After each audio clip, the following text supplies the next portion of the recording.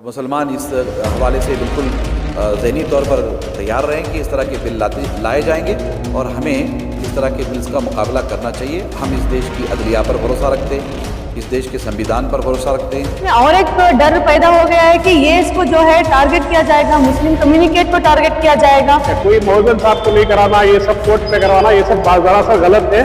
हम लोग बस इतना चाहते हैं कि जो भी जैसा चल रहा था कानून है, शरीयत लॉ है, मुसलमान जैसे जी रहे हैं वैसे जीने दें, हमें इसमें लाकर इसको इंतशार ना पैदा करें। जिस तरीके का कानून जो है आसाम में लाया गया है, आसाम में शायद ये नजर नहीं आ रहा है वहाँ के सीएम को कि वहाँ पर बेरोजगारी कितनी है, जो अनएम्प्लॉयमेंट है वो कितना है, शायद सीएम साहब को वो नजर नहीं आ रहा है। आए वक्त जो है मुसलमानों के पीछे पड़े रहते हैं। बीजेपी का काम ही यही है कि हर वक्त जो है मुस्लिम विरोधी कानून लाना। जिस तरीके का कानून लाया गया है उस कानून को जो है लोगों में जो है कंफ्यूज पैदा कर रहे हैं, लोगों में एक नाइत्तेफाकी पैदा कर रहे हैं कि वो मुसलमानों के विरोधी हैं, इस तरीके का कानून ला रहे हैं, ला चुके हैं। मैं चाहता हूं कि वहां के आसाम के जो सीएम साहब हैं उनको ये नजर में रखना पड़ेगा कि वहां की बेरोजगारी, अनएजुकेटेड पीपल्स हैं, उनके ऊपर ध्यान देना है। यानी कि ये जो मुस्लिम विरोधी जो कानून है बार बार जिस तरीके के जहां भी बीजेपी की गवर्नमेंट है वो लाते हैं, उसको नजर में रखते हुए जो है वहां की गवर्नमेंट को जो है एक अच्छा कानून लाना पड़ेगा। आसाम में जो है निकाह के सिलसिले में एक नया बिल लाया गया है। कोई नई बात नहीं है, ये तो मतलब है कि होना ही था और इस तरह के बहुत सारे मतलब है कि बिल लाए जाएंगे। माजी में हुआ है, अभी हो रहा है, आने वाले दिनों में भी होगा। मैं तो कहूँगा कि इंडिया के मुसलमान इस हवाले से बिल्कुल ज़हनी तौर पर तैयार रहें कि इस तरह के बिल लाए जाएंगे और हमें इस तरह के बिल्स का मुकाबला करना चाहिए। हम इस देश की अदलिया पर भरोसा रखते हैं, इस देश के संविधान पर भरोसा रखते हैं, इस देश के कानून पर भरोसा रखते हैं। हमारा देश बहुत ही अजीम है, बहुत ही आला अरफा है। हमें उम्मीद है कि हमारे देश में नाइंसाफ़ी नहीं होगी। तो सिलसिले में देखिए, फ़िरका परस्तों की जानिब से ये कोशिश पिछले कई सालों से चल रही है।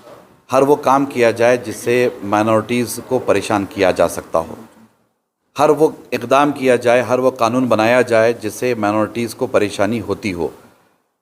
इसी के ज़िम्न में इस तरह के बिल लाए जा रहे हैं। इस तरह के बिल और भी आएंगे, जैसा कि बहुत सारे अभी बिल्स वगैरह का कानून बनने का खदशा है। आने वाले दिनों में हो सकता है कि और भी बहुत सारे इस तरह के कानून बने। हम ये कहना चाहेंगे कि हमारा देश एक दस्तूर के तहत चलता है, एक सेकुलर कंट्री है, डेमोक्रेसी है और एक कॉन्स्टिट्यूशन के साथ चलने वाले मुल्क में कोई भी हुकूमत हो, खा वो सेंट्रल हुकूमत हो, खा वो स्टेट की हुकूमत हो, हर हुकूमत को दस्तूर के कानून के दायरे में रहकर इक़दाम करना चाहिए। हर वो काम करना चाहिए जिससे हिंदुस्तानियों का फ़ायदा होता हो, हिंदुस्तानियों का भला होता हो।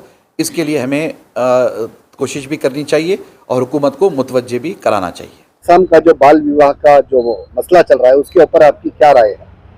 मैं हूँ एडवोकेट जुल्फी सुल्ताना और मेरा यही ओपिनियन होगा कि असम की जो असेंबली है, जो कि एक रिपीलिंग बिल 2024 को जो पास करके वो 1935 का एक्ट को जो है उसमें रिपील करने के लिए वो एक निर्णय लिए हैं।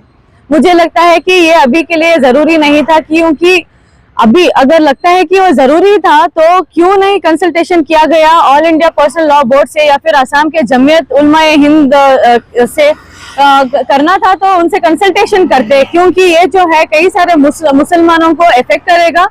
क्योंकि कई सारे मुसलमानों को पहले ही सीएए एनआरसी को लेके डर ऑलरेडी पैदा हो चुका है, लेकिन इसमें और एक डर पैदा हो गया है कि ये इसको जो है टारगेट किया जाएगा, मुस्लिम कम्युनिकेट को टारगेट किया जाएगा और फिर जो है शादी के ऊपर जो है मुसलमानों की एक सर्वेलेंस भी उसके ऊपर एक पैदा हो जाएगा। फिर से एक मेंटल नई तरीके का जो है एक हरासमेंट होगा। तो मुझे नहीं लगता कि ये होना चाहिए, क्योंकि ये जो है पर्सनल लॉ है, यानी अपना शरीयत लॉ है और जो है इसके ऊपर एक एनक्रोचमेंट होगा, क्योंकि हमारा एक जो है डिस्क्रिमिनेशन होगा, क्योंकि ये जो है वायलेशन ऑफ फंडामेंटल राइट्स हो जाएगा। क्योंकि हम अपने तरीके से जो है रिलीजियस प्रैक्टिस करते हैं, निकाह हो या फिर डाइवोर्स हो, लेकिन ऐसा करने से जो है कई सारे मुसलमानों में एक फियर होगा और एक हरासमेंट का एक मेंटल ट्रॉमा शुरू हो जाएगा। तो मुझे नहीं लगता कि ये इम्पोर्टेंट है अभी के लिए। और मुझे नहीं लगता कि ये ज्यादा दिन चलेगा। ये जो वहाँ के चीफ मिनिस्टर आसाम के संजय बिस्वास है, उनको ये नहीं पता कि ये कानून, ये शरीयत क्या है बोल के, ये सिर्फ ये अपीजमेंट पॉलिसी कर रहे हैं। इनको मोदी जी को इनको प्लीज करना है। जहाँ के हमारा निकाह का है ताल्लुक, वो निकाह जो है शरीयत के मुताबिक होता है, होता रहा है और आइंदा भी होता रहेगा।